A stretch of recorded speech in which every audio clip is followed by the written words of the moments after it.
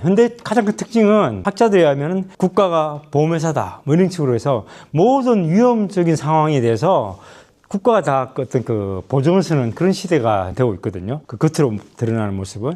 그리고 또 내용적으로 보면 공공재를 정부가 예전에는 이렇게 생산하고 공급하고 하던 역할을 주로 맡았었는데 세금의 문제도 있고 비용의 문제도 있고 해서 민영화, 민간이 다 이런 거 시키다 보니까 결과적으로 공공재를 민간이 생산하고 공급하는 경우가 많이 있어요. 예를 들면 그런 거예요. 예를 들면 환경을 보호하는, 환경을 개선하는 민간 회사를 가지고 있어요. 민간 회사니까 자기가 하면 돼. 그런데 환경을 깨끗하게 만드는 그 회사는 수지 균형이 맞지가 않아요. 코스트하고 베네핏이 그 밸런스가 안 맞는 거야. 환경이라는 게 장사가 안 되다 보니까 가치로 밸류를 보면 상당히 중요한 가치를 생산하는데도 불구하고 실제 거기에 대해서 기브앤테이크잖아요. 제가 어떤 재화와 서비스를 제공하고 그 상대방으로부터 어떤 대가를 받아야 되는데 그 대가에 불균형이 생기는 거야. 내가 가치로는 100을 만드는데 특정한 개인에게 주는 베네핏은 20밖에 안 돼. 그래서 20 정도의 그 반대급부를 받았어. 그럼 80의 어떤 로스가 생기기 때문에 그 회사를 운영할 수가 없어. 민간이라는 건 기본적으로 손해보고 할 수가 없잖아. 그런데 꼭 필요해, 그 사업은. 그런 경우에 국가가 보조금을 주는 거예요. 그래, 너 수고했어. 80 손해났네? 80 우리가 보조금 줄게. 그래서 우리 현대행정의 특징은 뭐냐면 예산에 보면 보조금이 많이 있어요. 농민들도 농사 열심히 짓는데 맨날 손해야. 비료값 내고 나고 뭐 인건비 내고 나면은 적자야. 이러면 어떻게 돼요? 국가에서, 농림부에서 그래, 농민들 쌀값 그 시장에 맡겼더니 오히려 농민들이 농사 지을 있는 인센티브가 전혀 없어. 안 되겠다 해서 어떻게 돼? 쌀값에 대해서 보존해주는 정책을 한다고요. 다 그런 것들이 보조금 정책이 되는 거예요. 옛날로 보면 이 시장이기 때문에 개입을 안 했겠죠. 알아서 하라고. 망할 걸 망하고 뭐 이렇게 했는데 지금은 꼭 필요한데 망하게 해서는 안 되는데 필요는 한데 국가가 직접 하려고 하니까 너무 힘이 붙일 때는 민간이 하고 있는 것을 어떻게 해야 돼? 좀 더 잘하라고 보조금을 준단 말이에요. 학교도 가만히 있으니까 학교가 없어질 것 같아. 그러니까 뭐 옛날 시장에 맡기면 어떻게 돼? 학교? 뭐 시장에 맡겼으니까 망하면 망해야지. 이렇게 두는데 교육부가 학교가 없어지면 지역이 없어지고 하니까 학교에 대해서 학생 한 명당 얼마의 보조금을 주겠다든지 이런 정책을 만드는 거야. 그래서 현대의 특징은 뭐냐면은 공공재와 공익 추구를 국가가 직접 하지 않아요. 직접 하면 정부 실패라고 말 나오니까. 그래서 시장의 도움을 받는데 시장에게 어떻게 도움을 받는가? 보조금을 준다거나 인허가를 준다거나 그래. 근데 기업체 입장에서 한번 보자고. 환경산업을 하기 때문에 보조금을 받아왔어. 쭉 받아왔는데 내년에도 받을 거라 생각하고 막 이제 직원도 뽑고 시설도 늘었단 말이야. 근데 올해 말에 가서 정부가 나 내년은 모르겠어. 올해 끝이야. 이러면은 정부한테 할 말이 있겠죠. 약속 지켜. 그게 뭐냐면은 요즘 그래서 최근에 등장한 이 시대 때 등장하는 그 중요한 원칙이 신뢰보호가 최근에 나오는 이론이란 말이에요. 제가 빨간색으로 쓴 이유가 중요하기 때문에. 그러니까 이런 어떤 그 패러다임의 국가 시스템의 전환, 패러다임의 전환에 따라서 법 원칙도 옛날에 평등 원칙, 비례 원칙, 뭐 이런 것들, 법치주의 원칙 당연히 존중되면 가운데서도 신뢰보호 원칙이라고 나와. 신뢰보호 원칙이 뭐냐면은 금반의 원칙이라고 해요. 이게 이제 한자라서 그러는데 금반응이 뭐냐면은 금지합니다. 반대되는 말을. 내가 약속을 했어. 그래, 너 여기다가 폐기물 처리 시설 만들면 내가 허가 안 해줄게. 이런 말인 거예요. 그래서 그 말 믿고 한 100억 투자해서 폐기물 시설을 만들었어. 자, 이제 만들었으니까 허가 안 해주세요 하고 갔어. 시청에 갔더니 구청 담당 공무원이 바뀌었네. 그때 나한테 된다고 했는데 그 사람은 딴 데 갔다고. 나 새로 오니까 나 그런 말 한 적 없어요. 라고 하면 되냐는 거예요. 내가 당신들 말하는 거 듣고 100억 투자해서 지금 폐기물 처리 시설 만들어서 허가 받으러 왔더니 그때는 투자하기 전에 말하니까 그 입지도 가능하고 충분히 그 정도 규모는 가능하다고 얘기를 해줬기 때문에 담당자 말 믿고 했어, 나는. 그런데 이제 못 해주겠다. 그게 이제 뭐냐면은 신뢰보호 원칙이 어겼다 이런 거야.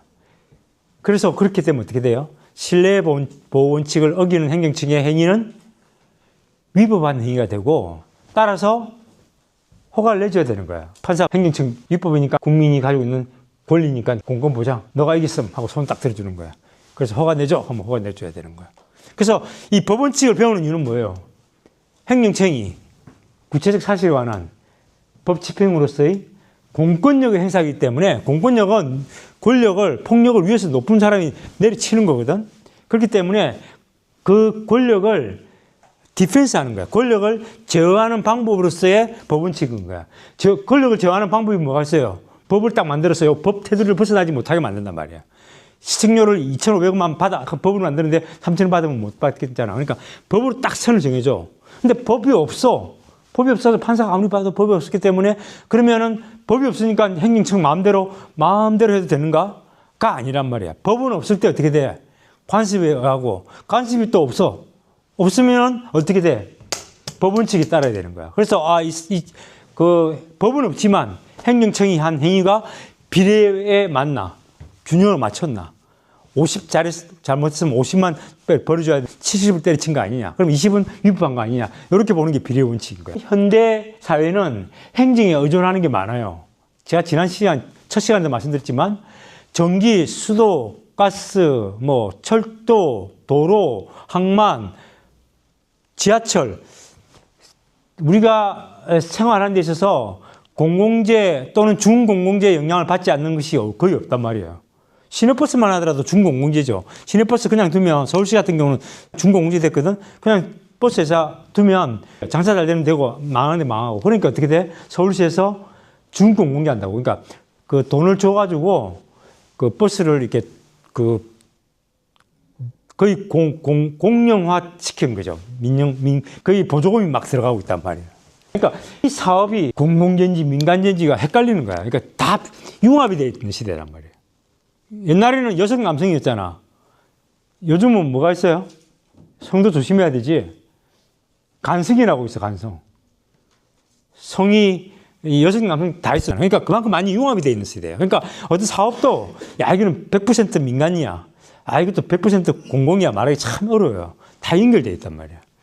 공공과 민간이 많이 합쳐지는 이런 현 시대에서는 어떻게 돼? 우리가 민간 기업이 프라이빗 섹터에 있는 컴퍼니가 민간 기업이 그냥 혼자 할 수 있는 게 아니고 상당히 많은 부분, 공공 부분에 의존할 수밖에 없는 거예요. 공공 부분의 어떤 그 정책이나 공공 부분이 가지고 있는 그 방향성이랄까, 그 공공 부분이 가지고 있는 예산, 보조금 예산이잖아요. 예산이나 정책이나 계획, 이런 것들에 의존할 수밖에 없고, 근데 그런 계획들이 휙휙 바뀌거나, 보조금을 내가 계속 10년, 15년 받아왔는데 하루아침에 아무 노티스도 없이 없어졌어. 이러면 바로 망해버리는 거야. 그 없어질 때는 어떻게 하겠어? 미리 노티스 예고를 해줘야 되겠죠. 지금 이제 우리가 국가 산업이 이렇게 변하기 때문에 보조금 사업도 이렇게 변할 거니까 당신들도 준비하세요. 이렇게 말해주는 게 맞단 말이야. 갑자기 하루아침에 확 변하면은 길거리 나앉는 거지. 그러니까 그런 것들이 생기기 때문에 신뢰보호는 뭐냐면은 금반환의 원칙이고, 말했던 거, 예를 들면 제가 이번 중간 시험은 5문제 출제하겠습니다 해놓고 5문제 주관식으로 내겠습니다 해놓고 객관식으로 20문제를 가지고 왔다. 그러면은 이게 신뢰보호 원칙인가? 교수님 신뢰보호 원칙 위반이에요. 위법해요. 이렇게 말할 수 있는 거지. 그래서 말한 거, 언행이랄까? 언행일치. 예, 말한 대로 하라. 신뢰를 줬어. 근데 이제 여기 책에 보면 제가 이제 말은지 신뢰보호 이렇게 막 주문보험 말씀드리지만은 신뢰보호가 되기 위한 요건이 있죠. 뭐냐면은 첫째, 행정청이나 공공기관, 행정주체가 타인에게 어떤 말이나 행동으로서 믿음을 줘야 돼요. 그리고 상대방은 행정청이 한 말이나 행동에 대해서 믿는 데 대해서 정당한 믿음이어야 돼요. 그러니까 적법한 건데 내가 믿는 데 대해서 믿는 데 대해서 합리적으로 믿을 수 있고 정당하게 믿는 데 대해서 아무런 문제가 없다고 볼 때 평균적으로 믿는 데 문제가 없을 것. 그리고 그것을 믿고 개인이 믿고 그에 따른 행위를 할 것. 했는데 행정청은 말한 것과 다른 행정처분을 할 것. 그에 따라서 개인이 행정청의 말이 달라짐으로써 개인이 권리의 침해를 받았다고 인정될 때, 그때가 신뢰보호 원칙을 들어가는 거예요. 신뢰보호 원칙에서 무조건 말 바꿨다 해가지고 계획 변경했으니까 신뢰보호 원칙 위반이네, 옛날 계획대로 해라고 못하는 거예요. 왜냐하면 행정은 탄력성이 있잖아요. 이때 도시계획을 만들 때는 이래서 만들었다가 상황이 바뀌어서 계획 변경했는데 판사가 무조건 처음 만든 대로 해야 돼. 안 그러면 금반환 원칙, 신뢰보호 원칙 위반이야. 그러니까 계획 바꾸면 무조건 안 돼 하면 계획을 바꿀 수가 없어. 그럼 행정을 탄력적으로 신축적으로 할 수 없기 때문에 그런 거는 신뢰보호가 안 된다는 거예요. 그래서 신뢰보호 원칙이 적용되는 것들은 엄격한 기준이 있다. 다음 중 신뢰보호 원칙이 적용되는 요건이 아닌 것은 이렇게 나온단 말이에요. 그래서 신뢰보호 원칙이 현대사회에서는 대단히 중요하다. 신뢰보호 원칙, 그 다음에 또 나오는 현대사회에서 나오는 게 이제 제가 오늘 그 강조 드리는 부당 결부 금지 원칙이 있어요. 부당 결부 금지는 뭐냐면은 부당 결부시키는 거를 금지하는 거예요. 부당하게, 그러니까 사실 위법하다는 건 뭐예요? 법률이 있을 때 법을 위반하면 위법이라는 거예요. 부당하다는 건 뭐냐면은 재량이 있는데 행정청이 재량이 할 수 있고도 안 할 수 있는데 그 재량 안에서 재량을 잘못 썼을 때 부당하다고 그래요. 위법은 법원에서 판단하는 거고 부당한 거는 사실은 행정부 내에서 판단하는 개념이에요. 원래 부당 개념은 부당하다, 위법하다 이런 개념인데 여기서 말하는 부당결부 금지 원칙은 뭐냐면 근데 예를 들어 줄게. 제가 그 이제 생활을 하다가 형편이 좀 어려워서 수돗물 값을 못 냈어요. 수돗물 값은 아니고 예를 들어 제가 가스비가 뭐 10만 원 나왔는데 돈이 없어서 못 냈어, 가스비를. 그러면 가스공사에서 당신 가스비 몇 달 체납했기 때문에 이제 가스를 중단하겠습니다 하고 편지를 보내고 가스를 끊어버린다고. 가스를 끊었어. 그러니까 뭐냐면 내가 가스비를 안 냈기 때문에 그런데 이제 그 가스공사에서 어떻게 하냐면은 가스를 끊어도 이 사람은 가스비 안 낼 것 같아. 그래서 가스보다 더 중요한 물이지, 물. 수돗물을 끊어버리자. 수돗물 끊으면은 이 사람 도저히 이제 그 집에서 못 사니까 가스비를 낼 거야. 이래가지고 이제 가스공사에서 상수동사에 전화해서 저 사람 우리 저기 A 몇 동에 있는 사람 가스비 안 냈는데 수도도 끊어주세요 같이. 그래서 알았어. 거기 내 수도 끊어줄게 며칠부터. 그래 끊어버린다고. 그게 부당결부 금지였죠. 그러니까 그 원인이 되는 행위에 대해서 그 원인을 페널티를 줘야 되는데 전혀 다른 내가 가스비를 못 냈으면 가스를 끊어야 되는데 가스비를 못 냈는데 수돗물을 끊었다. 전기를 끊었다. 이런 것들은 직접 연결되지 않는 부당한 결부된 것들을 페널티 줬다. 해서 부당결부 금지 원칙이다. 부당결부 금지 원칙이 나온 거에 된 거는 신뢰보호 원칙 이후에 나왔는데 아파트가 있는데 아파트가 요만큼 있단 말이에요. 여기 지금 20층이 있어. 아파트가. 그래서 이 재건축을 해서 49층까지 이제 이렇게 올려줄 수 있어요. 그러면 어떻게 돼요? 옛날에는 큰 집 짓고 새 집 따고 하는 게 좋잖아. 그래서 이렇게 한단 말이에요. 할 때 서울시에서 어떻게 하냐면은 그래 지금 기준을 하면 49층이네. 근데 내가 100층으로 해줄게. 서울시에서 야 지금 본래 20층인데 49층으로 왔는데 100층으로 해줄게. 100층 하면 좋잖아. 왜냐면은 사업자 입장에서 돈 벌지. 조합들도 돈 벌고. 그러니까 내가 분담금도 없어지고 오히려 그 분양을 많이 하기 때문에 그 일반 분양받은 돈을 우리가 쓸 수 있으니까 웰컴 한단 말이야. 그런데 대신 그래 말해. 51층부터 100층까지 올라가니까 너가 돈을 얼마 더 받지. 그 중에 얼마를 가지고 공원을 만들어 줄래? 학교 하나 만들어 줄래? 이래 되는 거예요. 그 단지 안에 초등학교가 필요한데 초등학교 만들려면 교육청 예산으로 학교를 지어야 되니까 돈이 드는 거예요. 그래서 어떻게 하냐면 시에서 용적률을 완화시켜 줄 테니까 초등학교 지어서 기부 체납해 달라고 그래. 초등학교를 지은 다음에 그 초등학교를 사업자들이 가지는 게 아니고 그 초등학교는 공공재니까 어떻게 돼? 서울시 지방자치단체 아니면 서울시 교육청에다가 기부 체납해달라. 기부는 뭐냐면은 무상으로 소유권을 넘겨주는 걸 기부라고 하거든. 그래서 요 100층으로 올려줄 테니까 요 앞에다가 초등학교를 하나 만들고 이거를 민간 사업자가 기부하는 거야. 무상으로서 소유권을 국가나 지방자치단체에게 넘기는 걸 말해요. 체납은 뭐냐면은 기부하는 거를 받겠다는 승낙하는 의사표시를 말해요. 그래서 기부체납은 민법상 계약이에요. 무상으로 줄게, 받을게, 서로 반대되는 의사의 합치, 계약이잖아, 그지? 일방으로 효력이 발생하는 건 단독행위, 서로 반대되는 의사의 합치로서 효력이 발생하는 것을 계약이라고 해요. 민법상이요. 의사표시 서로 반대되는 의사표시 합치, 두 개의 의사표시가 이렇게 부딪혀가지고 만났을 때 하나의 법률 요건을 형성해서 법률 효과가 나오는 거를 뭐라고 하냐면은 계약이라고 한단 말이야. 그래서 기부는 뭐냐면 내 초등학교 지어서 줄게 무상으로 그 서울시교육청에다가 거기 청약이야. 줄게 했을 때 오케이 받을게 체납이야. 그래서 기부 체납은 계약에 속하는 거예요. 근데 요 기부 체납을 많이 한다고. 행정청이 어떻게 하냐면은 행정청이 요건 좀 뒤에도 배우겠지만 지금도 막 여러 개 되면 한번 들어두세요. 뭐냐면은 이렇게 한다면 행정청이 뭐라고 하냐면은 A 주택건설조합에 대해서 용적률을 200%를 예를 들면은 900으로 완화시켜 주겠음. 단 조건은